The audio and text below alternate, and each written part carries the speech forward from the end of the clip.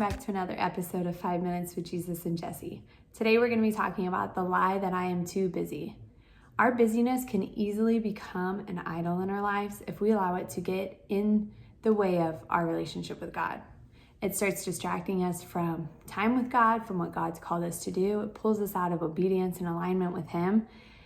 And busyness is just a bad lie. A bad lie we tell ourselves that we're just too busy to have time for Him. Matthew 11:28 says, "Come to me, all you who labor and are heavy laden, and I will give you rest." Does that describe you, labored and heavy laden? Because I feel like He was talking to me right there. He's like, Jesse, I see you. I know you're exhausted. I know you're worn out. You're on the struggle bus. You're mentally you have no energy for anything, especially in the midst of sports and everything else that's going on. He says, come to me. That's the action. Come to me and I will give you rest. And I always thought that maybe by coming to Him, He could make my plate of things a little bit bigger. Or maybe He could just rearrange the portion sizes. And the problem is He's really wanting us to come to Him with an empty plate. And if we come with our agenda, schedule, etc., He's literally going to say, Jesse, there's no room for me. There's no time for me. Why are you even trying to come with me? You cannot fit me in. So how do we prioritize our day to spend time with our Creator? You know that old saying, show me your friends and I'll show you your future? Well, I feel like it's the same, but show me your schedule and I'll show you your priorities. Because in busy seasons, it's hard to find time to fit God in. And honestly, that statement itself is the problem. If you're having to say, I can't fit it in, then you're already coming to Him with a full plate, trying to squeeze in time with Him to check it off your list. And He's going to tell you your plate's already too full. So let's stop feeding ourselves the lie that we're too busy and start emptying our plates.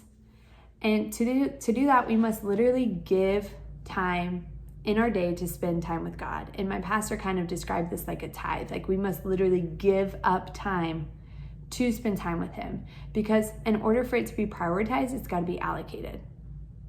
It's just like the laundry that I keep just tossing around in the dryer. If I'm not going to allocate time to do it, it's not going to get prioritized. I'm just going to turn the dryer back on and feel good about myself.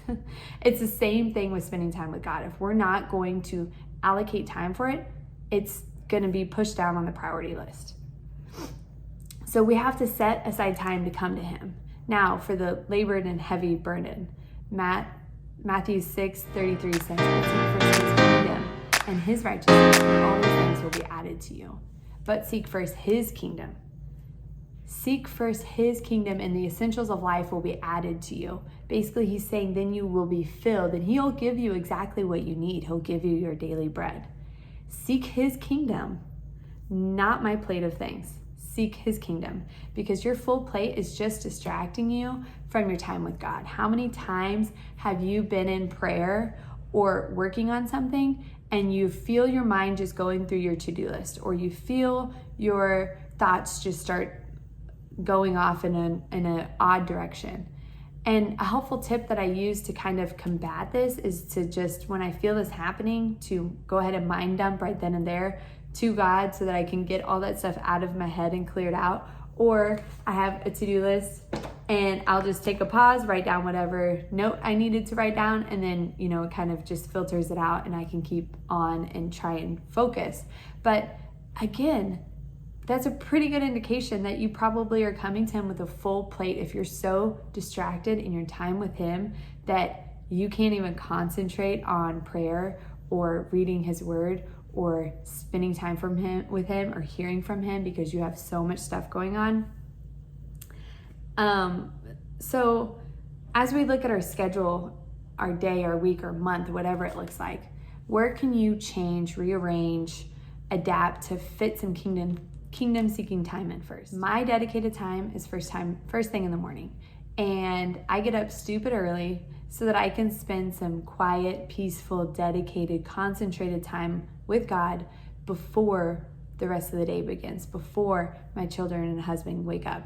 Because the evenings are so unpredictable, and as much as I would love to spend time reading my word in the evenings, I know that because of the season of life we're in, I'm gonna get distracted. I'm gonna get pulled away. It's not gonna be quiet. It's not gonna be concentrated. So for me, it's spending that time in the morning with him.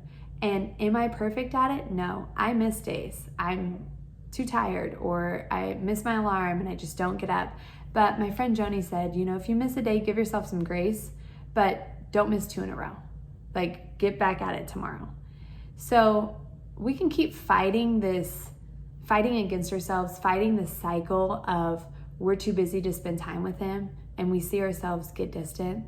We are out of alignment. We're no longer walking in obedience. We're hearing from him less and less. We're feeling disconnected, and we keep feeling these burdens just get heavier and heavier, and we just continue the cycle, not understanding what's happening. Or we can start emptying our plate. We can start spending some dedicated time to him, and we can stop believing the lie that we're too busy and actually start coming to him.